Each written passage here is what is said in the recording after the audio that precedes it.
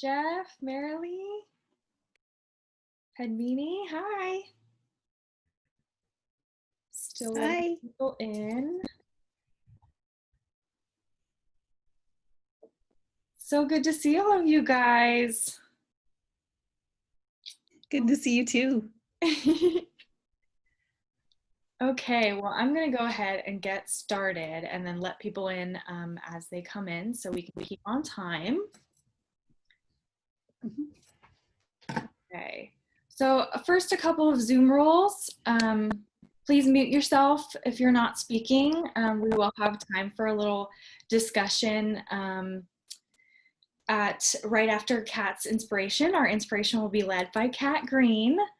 And then I also, so if you want to type any questions or comments into the chat during her inspiration or after, I'll be monitoring that, so you can definitely, I want to hear from you and any feedback that you want to give. And then a lot of you have been at our in-person meetings, from our core team meetings, at our office. This is just another way for us to stay connected. I'm really glad to see all of your faces. And thanks for joining us again every month. So let's see. Also, just a quick Autism Tree update. We now have over 17 out of our 20 programs that are managed virtually, that we've been transitioned to virtual platforms since March shelter in place. If you haven't tuned in since then, we still have a ton of volunteer opportunities that are virtual that you can do online. If you haven't volunteered yet, I definitely recommend you reach out to me. I can definitely get you plugged in to everything that's going on. And I'll also discuss upcoming opportunities later after Kat's inspiration. Just a quick update: since shelter in place took effect in like 130-ish days or so ago, we have now reached our milestone of over 300,000 people through our social media channels, which is a huge milestone for us. That's through Facebook, Instagram, LinkedIn, YouTube, and now it's going to be Twitter as well. This is the largest impact that we've ever made, and we've been able to reach so many families and stay connected during this time through that, which we're very grateful for. We also have over 200 videos on our YouTube channel now. So if you're not a subscriber, you should definitely subscribe. It's super easy, it's free, it takes 1 minute. 150 of those videos have been uploaded since the end of March, since shelter in place took effect.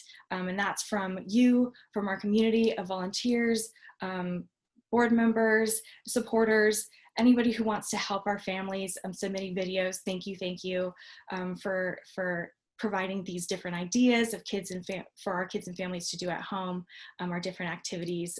It's really useful and a great way to stay connected.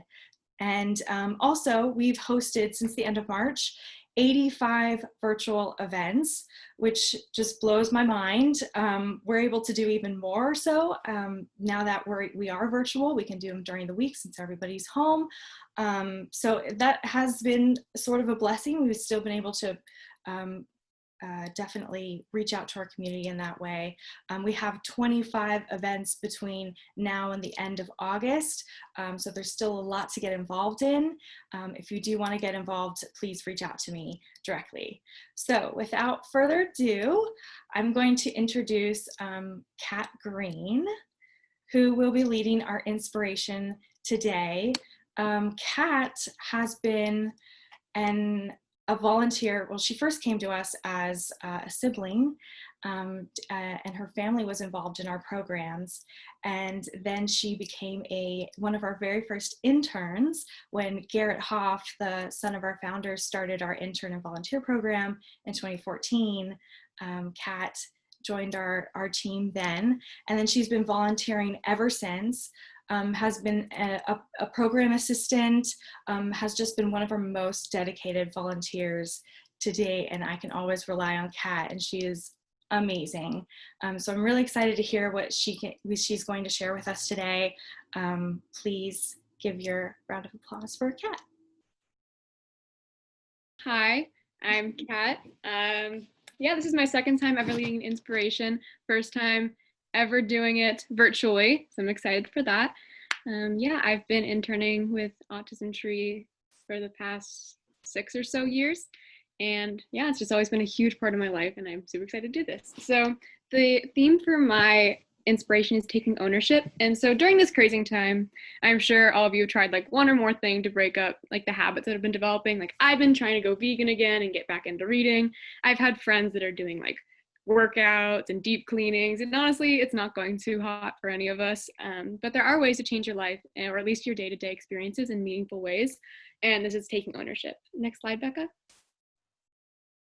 So this quote I found is by Anne Brashares, and she says, "You get older and you learn there's one sentence, just 4 words long, and if you can say it to yourself, it offers more comfort than almost any other. It goes like this: at least I tried." Next slide, please. So in terms of taking ownership, there are actually two psychological behaviors that you have to keep in mind. It's an external locus of control and an internal locus of control. So these are your two loci of control are two different characteristics that people can have. So people with an external locus of control blame external factors for one circumstance. They're easily influenced by others' attitude, opinions, and behaviors. And there's difficulty when put in a position of making tough decisions or taking initiative, and they may feel powerless to change. And then one with an internal locus of control takes more personal responsibility, takes ownership of decisions, circumstances, and relationships, and holds oneself accountable for actions and act in ways that align with one's beliefs, and works hard for the things that one desires. So if you have an external locus of control, it's not the end of the world. There are things that you can do to change the way that you perceive the world and the way that you act, and kind of shift gears towards an internal locus of control. Next slide, please. So the first step is noticing. So what are some of your knee-jerk responses to inconveniences? Do you complain? Do you look for somewhere else to place blame? Or do you just ignore them completely and kind of go on with your life? And then what are the behaviors that you're responsible for? What situations do you put yourself in that lead you to like make uncomfortable decisions? What interactions with people do you have that you would rather avoid, or would you rather go head into? Or what opportunities you're given? So you have to notice the things in your life that can lead you to make tough decisions. Next slide, please. The second is focusing. So what can I take from this, and what's the bigger picture? When you're in a kind of a snap decision, it's better to take a step back and look at, the whole expanse of your life and say, how will this affect me? If I choose to eat this cookie and break up my diet, will it be the end of the world? No, but will it maybe detract me from my goal? Yes. So what is this so important to me? Personal relationships, success, health, and well-being. These are just some examples of decisions that, or things in your life that could be important to you and you want to focus on when making decisions. And then don't be bound by the pessimism or anxieties under the guise of logic or realism. I find myself falling into this trap all the time. I look at a situation ahead of me and I go, oh my God, there's no possible way that this could turn out the way that I want it to. And I tell people, no, I'm just a realist. I'm just being logical. But really that's some kind of anxiety within me that makes me believe that there's no good outcome to the situation, where there really is there really would be if I were just to make a decision. Next slide, please. So practicing. So do you have options for reframing your point of view in your life? And so one example is writing down solutions. I've actually been keeping a journal recently of things in my life that I want to change and how I could possibly go about that. So writing down solutions, practicing conversations. If one of the situations that you're in involves interactions with another person, just practice to yourself. Sorry, I live under the flight path, so you might hear some airplanes. Just practicing conversations, and maybe with like a parent or a sibling or something that can help you prepare for having interactions with others, and using resources available to you. So like I was saying, like a parent, a sibling, a partner, using people to bounce your ideas off of and using people to hold you accountable is a great way to honestly stay on the path that you want to be and to help you make these hard decisions. And then to change your language. So instead of saying, maybe I will, I'm not sure, whatever happens, happens, saying I choose, I will, or I can are important ways that you can reframe the world around you and kind of motivate yourself into making decisions for yourself. Next slide, please. And then accepting. So comfort zones are really full of safety and reliability. That's why they're their comfort zones. We love them so much, but change never happens there. You're never going to change your life dramatically or even a little bit if you're within your comfort zone. So you have to get over the fear of failure. Everyone's going to fail at some point in their life. It's just inevitable. It's who we are as people. There's no perfection. So getting over that big step and saying, hey, maybe this won't turn out the way I want it to, but it doesn't mean it's the end all be all. There's always going to be opportunities beyond it. Is important. And then progress over perfection. So creating sustainable and imperfect progress always trumps being perfect straight from the get-go, because it's impossible. There's no possible way for you to be 100% perfect straight from the beginning. So creating that sustainable progress will ultimately push you towards your goal. And so also creating this sense of progress gives you a sense of control, direction, and responsibility, rather than having the finished result be perfect and immediate. As if you work towards that goal, you really have the opportunity to build up these characteristics within you. Next slide, please. Okay, in conclusion, it's important to remember that you have ownership over your life. It's equally important to find things that you want to take ownership over. Don't try and revolutionize every aspect of your life in one day, a week, or even a month, because it's simply not possible. Instead, focus your energy on making small changes that will benefit you and create the space that you want to exist in. And that's it for me. Thank you so much, Kat. That was amazing. That really hit home for me.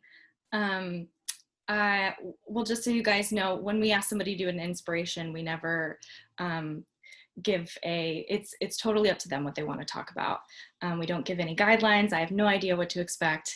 And Kat, your message of, internal locus of control, really hits home for me, because there's so much change going on, in myself and the world. And Lisa's recently on maternity leave, which is a whole new aspect for me, because I'm taking on a lot more responsibility that might be out of my outside my comfort zone, and taking those steps, really noticing, practicing, reframing my mind to focus on the positive and what I can do in the moment, and has really helped me step up and really just move forward every single day and each day. So just, that's so wonderful that you chose this topic. And I want to open it up to anybody who wants to share right now of maybe something that they're either working on in themselves, or something that, a change has happened and they're trying to strive for something better.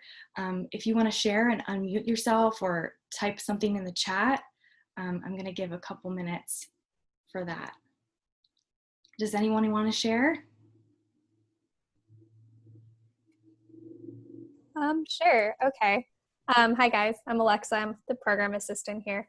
So I just recently graduated from college, and while it's been really cool, it's definitely something where I've come out and I'm planning on going to grad school. So I've taken a gap year and really trying to figure out what I'm doing, and having to take all of these exams and to take all these classes and balance out my life and make money and figure out how to be an adult.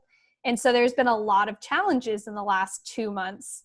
And so definitely taking it and being like, hey, listen, like that message is great. It's so important. And to realize not everything's going to go perfectly, but find a way to help deal with it in a healthy way. And just remember that you can do stuff about, it's not going to be the end of the world if something doesn't work out. It's so important to keep in mind, especially now during COVID. So thank you for that, Kat. Thank you for sharing, Alexa. Yeah, definitely progress over perfection. That's a big one for me. I feel like I'm definitely a perfectionist, and just taking baby steps of just progress and knowing that that's enough is definitely very helpful for me. Is there anyone who wants to share as well? Go ahead, Riley. I think for me, what I think of is in this time that we're in, accepting it. I think for a long time I was like, okay, we'll do this for a couple of months, and you kind of felt like maybe there was an end in sight, and it doesn't seem like that's the way this thing works. So I think for me, just accepting that and then figuring out how do I do what I need to do within that context, rather than thinking, oh, this will be over soon and then I can do what I need to do. It's more like, no, this is how it is, and it just accept that and then decide from there what are the things when, like, what do I have control over, and how can I use this time in a way that really is either going to be helpful to others or helpful to myself, and make it useful, even, and also knowing there's a lot of ups and downs in that. And in this time, I noticed there's a lot of emotional ups and downs because I feel like this brings out emotions, you know? So I think there's a whole emotional component, and then there's the idea of trying to, you know, you want to feel like you're doing something that is productive, or it's an opportunity for you to do something maybe you haven't done, or, you know, try something new. And I think it's finding that balance between expectations and then the up and down nature of this whole virus thing, and where it is, and where it puts you. And also with the race kinds of explorations on top of that, I think it takes us out of our comfort zone, very much so. So I think this message, Kat, was so great because it does, we have the external kinds of things going on way beyond our control, but it also causes us to think more about where we are and what we would like to do, who we want to be, and finding the balance so we don't have these such high expectations that may be affected by what's going on in the world, and then we might get discouraged. So I feel like the "at least I tried" is a great way to go, and to encourage each other, all of us here, to try and support each other as we go through this, recognizing there's a lot of instability and that we have to figure out how do we create that comfort and stability for ourselves so that we can take the steps one at a time to get where we want to go. Definitely. That was beautiful, Marilee. Thank you for sharing. Jeff also shared something in the chat. He said, nobody's perfect. If we are perfect, then we can never learn from our mistakes. Totally true, Jeff. Thank you for sharing. All right. Well, if anybody else has something, okay. Padmini, if I can figure out how to do a virtual dinner with friends, I have got it. Got to do it, huh? Any way to stay connected, right? This is really important for us to stay connected during this time. So I'm really glad that we can do these core team meetings once a month and I can see all your beautiful faces. All right, well, I will, I have a special slide to share. A thank you to Kat Greene. She's just been so incredible. I want to share a little bit about when I first met Kat. I think it was it was 3 years ago. It's my first Winter Wonderland, which, as you guys might have known, it's our biggest holiday celebration of the year. And we have, you know, 100 to 200 families signed up. It's definitely so much fun, you know, just as many volunteers paired up one-on-one with those kids. And I was a little intimidated, and but it still worked out really well. And one of those reasons is because Kat was on my team. Kat she was so smart and mature and just knew what to do. And she stepped up as a leader. And I was like, who is this amazing volunteer? And then I found out later that night that she was only like 15 years old, which blew my mind because she acted like a college student already. She just has this maturity and this insight and just this young wisdom to share with us. And she's always been so dedicated, has a huge heart for our kids. She's impacted thousands of children in our foundation through the years that she's been volunteering with us. She's always been a key person in our team, in our core team. And she's just been amazing. So thank you, Kat, so much for all your dedication. we are awarding you with an Agentropy Award for all of your hard work with being a program assistant, a volunteer and intern, our Bridge to the Beach program liaison since it started. You are a shining light to our San Diego community. I'm just going to read this. You have personally touched and impacted thousands of children and families through your continued dedication to ATPF. Thank you for your continued leadership as one of our most dedicated ATPF interns and program assistants.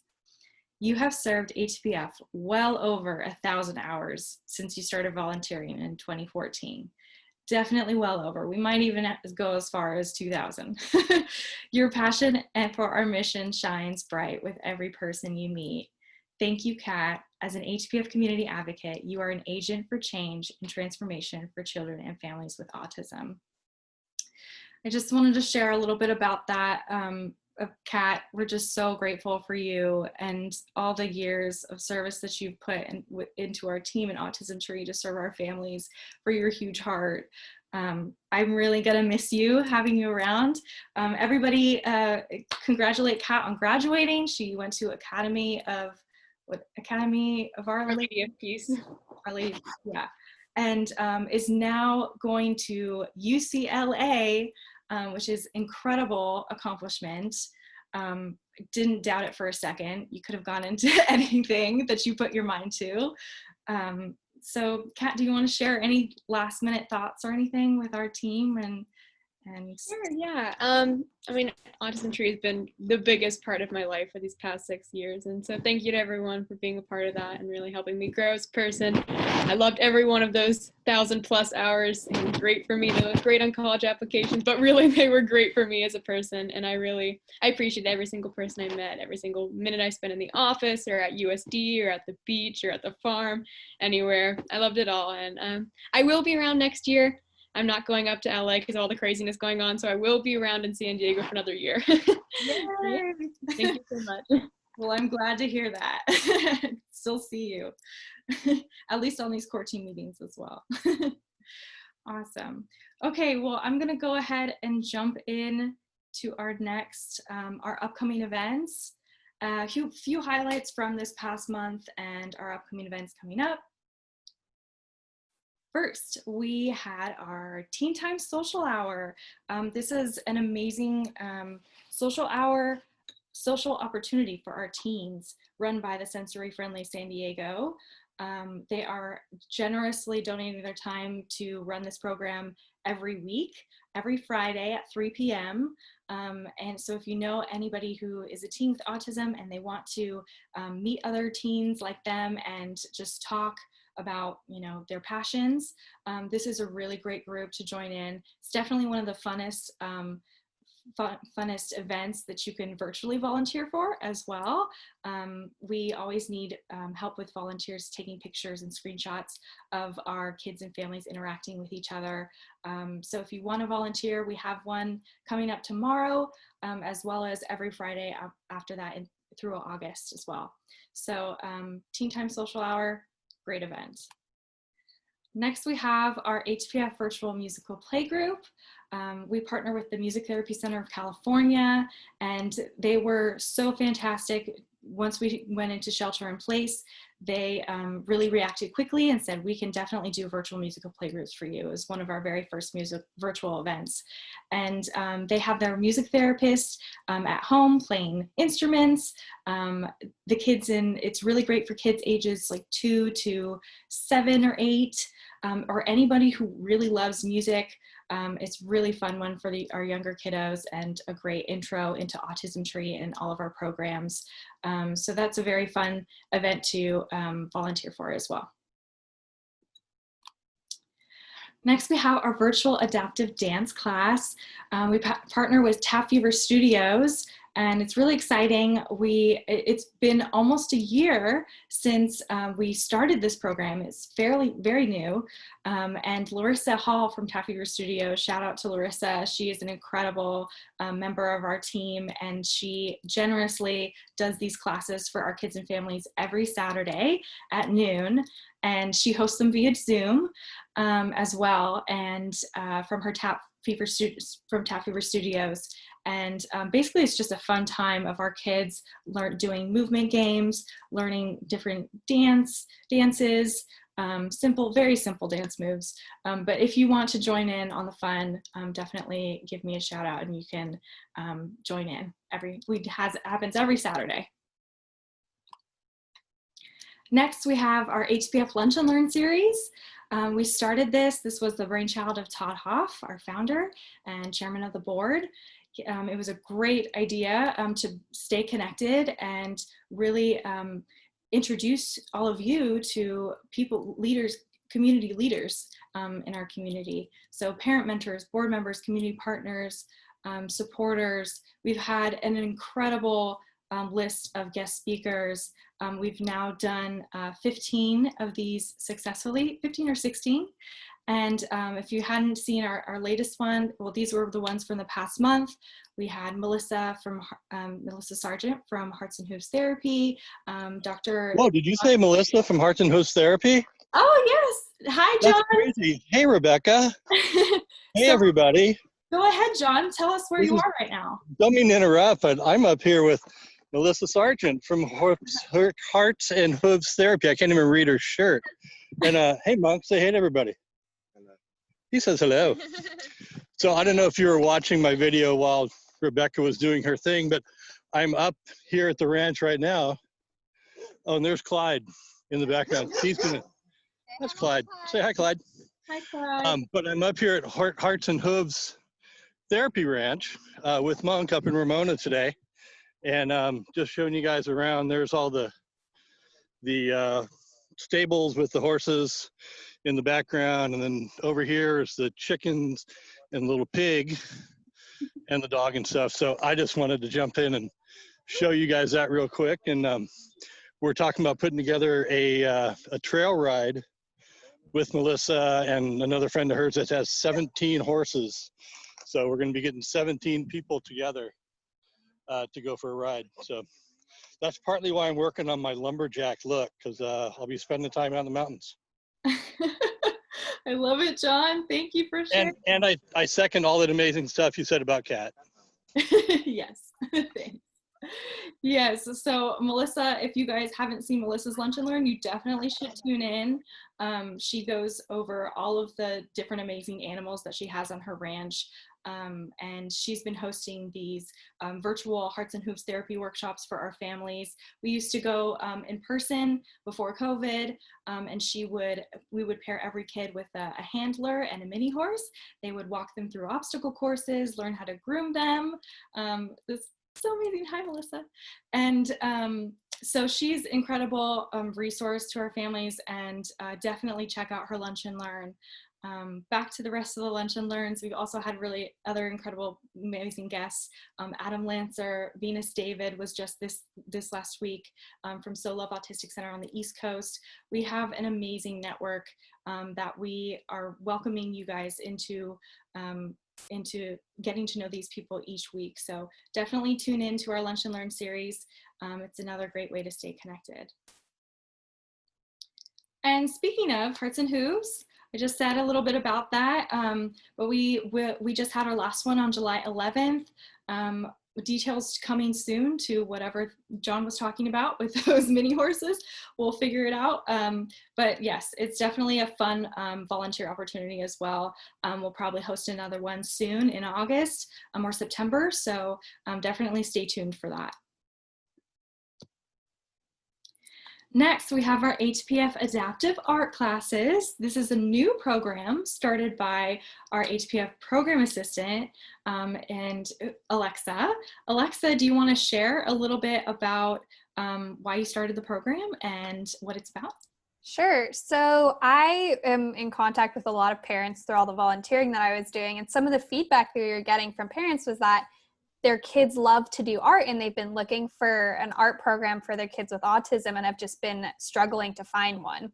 And so I thought that this would be a great program. It's super easy to do virtually, and the kids had a great time at our first one, which was led by Isabel Kaplan, and we did some watercolor techniques. The next one is coming up on Saturday, August 8th, and it's going to be a summer fun theme. The exact project is still kind of being thought up right now, but it should be really, really fun, and the kids have a great time. And it's just a really great time to kind of get some hands-on, a little bit of sensory input, but just have a really fun time and relax with the families as well. Thanks, Alexa. Yeah, it's definitely, these are simple art activities, so tools that you can use at home, or you can get shipped to your home and follow along. This program is going to be sustained by our ATPF volunteer and interns. So each month, we will have a different guest artist. If you are interested in leading an art class, we definitely want to hear from you. Please reach out to me, and we can get you on the calendar. So, and also if you want to volunteer for August 8th, please reach out as well. It's a very fun one. Next, this is really exciting. Our 6th annual Bridge to the Beach camp just happened this last week. The week after. July 13th through 17th. It was a huge success. We were so grateful to be able to provide 18 kids some outdoor fun. Our Bridge to the Beach camp usually happens every year. 1 week, Monday through Friday. We spend a couple days at Mission Bay at the Santa Clara Rec Center, and then at Mission Beach by the rock jetty. So they get to do different paddle boarding, kayaking, boogie boarding, sand castle building, everything fun in the sun that you can imagine. This year it was obviously very downscaled, and we were very strict with our COVID-19 following standard procedures, guidelines from the CDC. Everybody had to wear masks. We had hand sanitizer available, required temperature checks as soon as they got there, social distancing between all of the kids. Each kid, we partner with the San Diego junior lifeguards, and each kid is paired with 2 San Diego junior lifeguards. So they're in little pockets of 3 to do their activities together. So they social distance as well. And huge thank you to Mickelson Yachts, the Sullivan family, the Hoff family, the Tacone family, and Jennifer Wu, Peter Theos, and Sherry Smith. Thank you so much. It wouldn't have been possible without your generous donations to make this program possible. And so thank you so much. This was a really fun event, and hopefully next year we can serve even more kids and go back to normal, but we'll just have to see. If anything, we definitely want to provide an in-person event as long as we all stay safe and healthy. Next one, our ATPF virtual Lego therapy group. We do these workshops monthly. This was started by a clinical psychologist, Dr. Jennifer Oak, who is an incredible resource. She's now not as involved, so she passed it along to our new program director, Santana Getz, who is also amazing with our kids and families. And Lego therapy, who doesn't love Legos? You get to build, and they have this really amazing structure to it where they have to communicate to each other and work in teams of 2 or 3 to build the Lego together. So one provides the instructions, one finds the parts, the other builds the Lego group. So it's a lot of social communication that's happening. That's really great practice for our kids and families. If you want to get involved or even just observe, you're definitely welcome to volunteer. Santana is very friendly, and our kids and families always have an amazing time. So let us know. Next, we have our HPS Special Education Advocacy Workshops. This is an amazing workshop that we've added to our Parent Mentor program. This is a new branch of that we're doing once a month now, since there was a demand for, parents being overwhelmed by, homeschooling their kids and having to deal with, not going outside and everything that COVID has brought.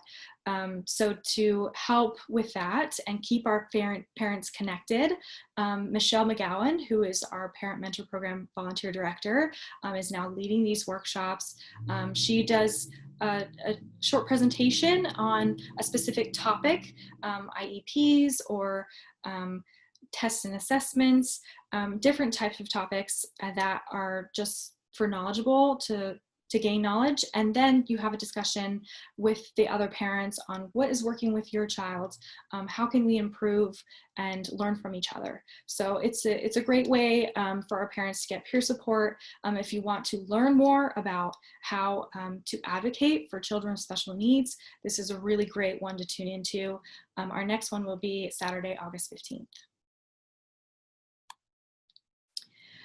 We also have a new program, ATPF Coding Camp, which happens monthly as well. Our next group will be August 22nd. This is a really fun coding camp, coding class that our intern from Princeton, and Lynn Zhang, she came to us with this idea and we were all on board. This coding camp, it's based off of different coding skills from code.org, which provides this really amazing, easy step-by-step process on how to learn coding for our kids. So it's for ages 12 and up. If you want to be involved or learn more, definitely reach out. It's a great thing for our older kids, preteens, teens, to learn how to hopefully turn this into a job skill set, or just learning about creative thinking and problem solving. This happened this last Sunday, our 4th annual 1K ATPF Summer Fun Run. This is run by our ATPF board member, Linda Townsend. Shout out to Linda. She and her amazing friends, Tracy, Rhonda, and Jenna, the OG 1K runners, did an incredible job fundraising for Autism Tree. They raised over $6,000 for ATPF, which is unheard of, definitely a milestone. It's the most that they've ever raised at a 1K, and Linda and her friends just rocked it. They reached out to their network, and there were so many generous and just amazing people who were able to donate to Autism Tree. This is a race that they do together around Linda's house, so they abided by all social distancing guidelines, wore masks, and then they ran basically down the street and around and back, and it's a 1K, 0.62 miles, and it's just all for the name of fun and helping our kids and families. So thank you, Linda. This was an incredible blessing for our kids and families, so we can continue to operate and provide all that we do in 2020 and beyond. Next, coming up, we have our 10th annual ATPF NCL Girls Summer Art Camp. I can't believe it's 10 years, 10th annual. We do this every year with the National Charity League. Usually we host this in person at the Encinitas Boys and Girls Club, and we have a different guest artist for each week. This time, we're going to have our NCL girls really take the lead, and they were so on board with coming up with creative art activities for our kids, for our girls to do with them virtually. So each ATPF girl will be paired with an NCL mentor, and they get to basically socialize, do different crafts. And this coming weekend, they're going to be doing Pinterest boards, which is really super fun. So if you want to volunteer, and definitely reach out to me, I can tune you in. This will happen every Saturday in August. Next, our Girls in STEM workshop. If you haven't met Emily, I definitely recommend tuning into our YouTube channel so you can see our last core team meeting. Emily led our inspiration then. Emily has a huge heart, and she is amazing with our girls. She is our current program director, and she just graduated from Canyon Crest and is going to UC Berkeley in the fall. She's amazing, and she held these Girls in STEM workshops monthly for our girls. And this is just a safe space for them to do different science, technology, engineering, mathematics, different activities. They've done popsicle bridge building, marshmallow catapults. Now virtually, we're keeping it really simple. Paper planes was this one. So it's really fun, different activities to learn about different STEM skills. So if you want to tune in, definitely let us know. Our next workshop will be August 8th, which is coming up pretty quick. Next, we're really excited about this, our ATPF virtual book club. If you haven't met Danielle Levy, you can hear a little bit more about her. Pablo Fernandez is our ATPF board member. He did a lunch and learn, and Danielle was so resonated with what Pablo was saying. She said, I'm reading this book called Rain of Gold. I would love to, share it with you. And we created this virtual book club that Danielle is going to lead August 8th. So next weekend. You don't have to finish the whole book to join in. So we definitely, if you're a book fanatic, if you love books or love just hearing about it, please join us. I am currently reading the book and it is amazing. I definitely recommend it. So definitely tune in next Saturday. Or if you want to volunteer, let me know. Teen Time Virtual Reality Workshop. We're very excited to offer these. We hold them about once a month. Ian Miller is an incredible program director of this Teen Time program, which he's from the Interactive Media Institute, which does a lot of virtual reality from their Autism Center of Excellence. He hosts these for our teens, and they do different virtual reality different techniques, and he gets to share that with them, which is really informative and it's really exciting. So if you want to join in, I definitely recommend it. Get to know our teens that way as well better. They play fun games. It's a really good time. So just let me know if you want to volunteer. Next, we usually end this by our core team meetings by just spreading knowledge on what does it cost to keep ATPF running every month and keep our doors open. That includes our 2.5 staff, myself and Lisa, and Caitlin, who is part-time, our rent, our insurance, our programs and services, and our preschool screenings are now currently not happening because of COVID, but that's just another aspect of our expenses, our usual expenses. Does anybody have any guesses? Somebody who hasn't maybe tuned into a core team meeting before? Any guesses on how much it takes to run Autism Tree each month? You can type it in the chat, unmute yourself. No takers? All right, well, it takes $15,000 about on average monthly to run ATPF. It's a little below average. This is specifically during shelter in place order. So this is just our focus each month to be able to continue providing all that we do. Just so you guys know, this is really important.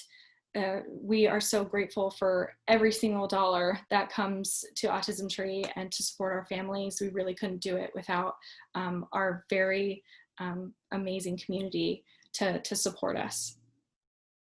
And sharing a little bit about our progress to date, we have raised since January 2020, $142,792.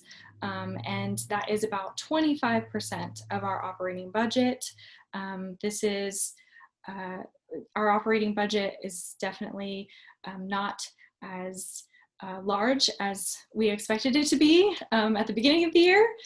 So this is definitely just something that we can keep on track. And we've screened also over 20,000 children to date, which was right before, COVID started. So that's our little progress to date, just so you're all in the loop. Is there anything that anybody wants to share before we hop off? No? Okay, well, I definitely want to take a group picture. So everybody, if you want to turn your cameras on, I would love to see your faces. And I'll take a quick snapshot. Okay, ready? 1, 2, 3. Oh, hold on. 1, 2, 3. There we go. Okay, awesome. Thank you guys so much for tuning in. I hope to see you next month. Thank you so much, Kat, for your wonderful inspiration. I loved it. It was spot on. So thank you so much. Hope you have a wonderful rest of your Thursday evening and have a great rest of your week. Bye, guys. Bye.